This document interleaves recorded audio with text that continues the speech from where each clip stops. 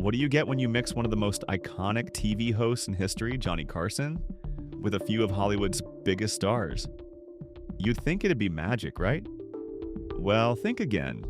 Because believe it or not, there were certain guests Johnny hated having on his show.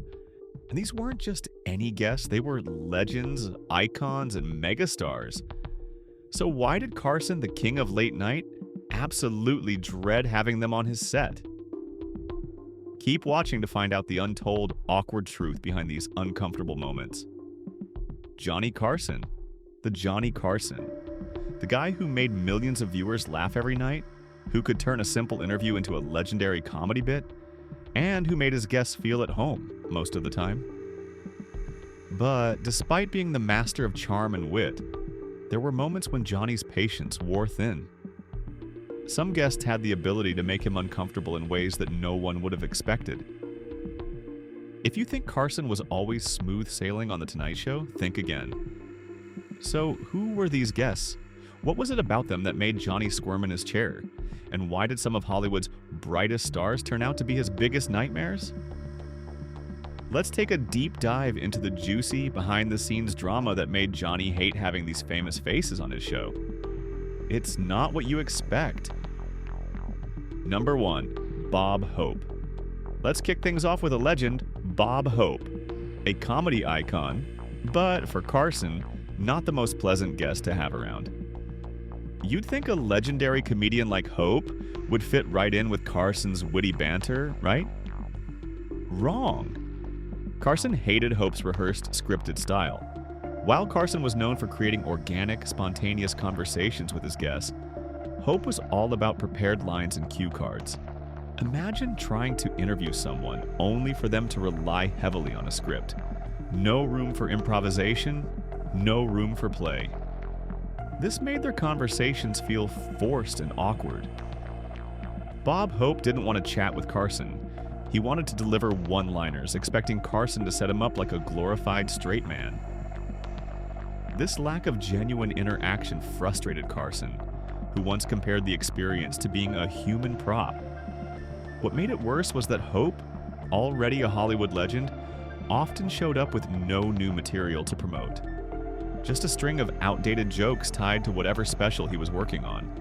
For Carson, this turned The Tonight Show into more of a commercial than a comedy show, and he loathed it. 2. Joan Rivers, now Joan Rivers. The complexities of this relationship. In the beginning, Carson adored Joan Rivers. He even gave her one of her first major breaks on television, grooming her to be a possible successor for The Tonight Show. Joan was sharp, quick-witted, and a master of banter. She could keep up with Carson's humor, and they made a fantastic duo on the show. But the story takes a dark turn in 1986, and that's when everything went south. Joan Rivers accepted an offer to host her own late-night show on Fox without telling Johnny first. Now Johnny, known for being loyal and protective of his team, felt blindsided and deeply betrayed.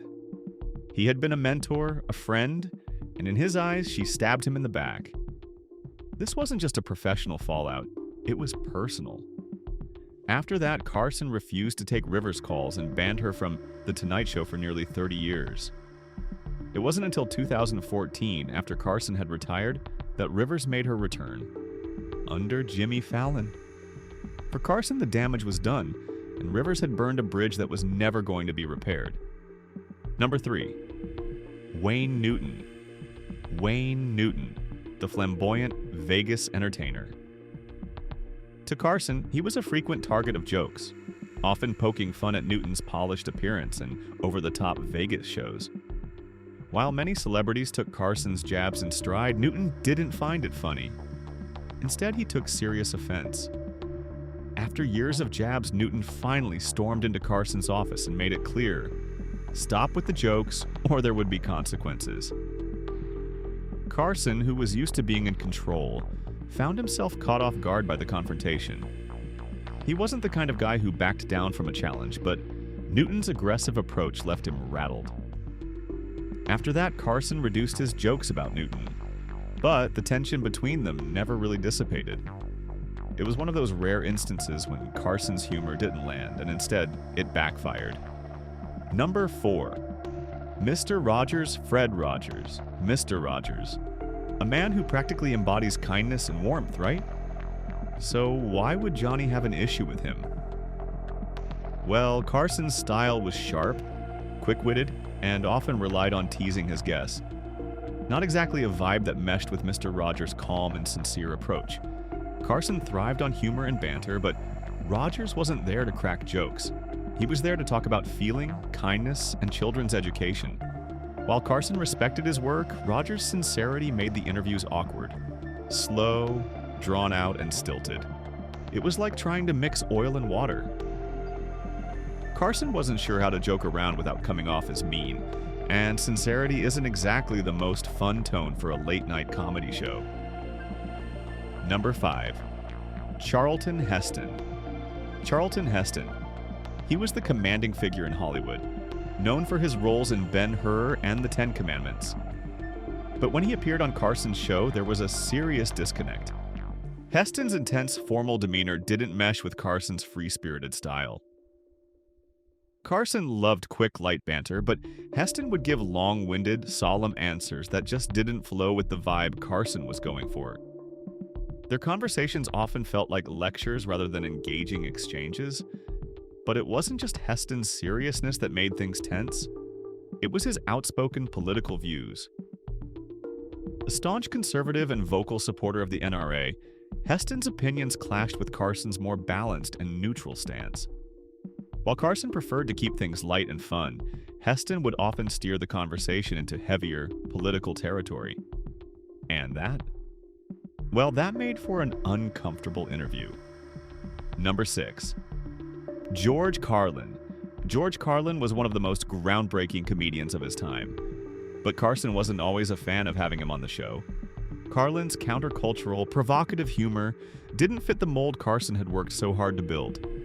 While Carson's humor was edgy at times, it was generally mainstream, designed to appeal to a broad audience.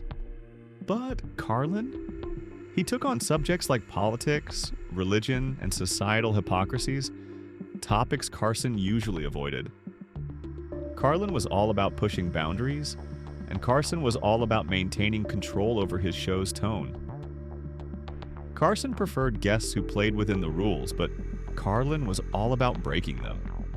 And that didn't sit well with Johnny. Number 7. Chevy Chase. Chevy Chase. The guy who shot to fame with Saturday Night Live, but apparently rubbed Johnny Carson the wrong way. Chase, known for his dry wit and sarcasm, had a tendency to act a bit too superior. This wasn't the laid-back, fun-loving Chevy you see on TV. This was a Chevy who often overshadowed Carson. While Johnny had a way of drawing guests into his conversations, Chase seemed to prefer staying in his own lane, often projecting an air of arrogance that Carson didn't appreciate. And when it came to sarcastic humor, Chase was relentless. Sometimes it felt like he was roasting Carson rather than engaging in an entertaining back and forth. Carson wasn't a fan of that, and it made their interactions feel awkward. Number 8. Zsa Zsa Gabor. Zsa Zsa Gabor.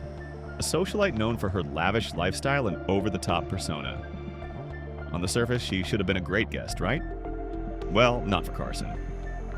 Gabor had a tendency to dominate conversations, constantly shifting the focus to her own life, her wealth, her relationships, her glamorous lifestyle. But Carson wasn't having it. He valued natural flow and a bit of banter, not a self-centered monologue. She wasn't just hard to handle, she was impossible to steer. And let's not even get started on her flirting. Gabor wasn't shy about playing the role of the diva, and Carson, who liked to keep things professional, didn't appreciate it one bit. Gabor's unwillingness to laugh at herself or play along with Carson's jokes made their dynamic feel off. For Carson, her presence was more exhausting than entertaining. So, what do you think? Who shocked you the most? If you love hearing about the untold stories of late-night television, don't forget to hit that like button and make sure to subscribe for more wild behind-the-scenes tales. Trust me, you won't want to miss the next one.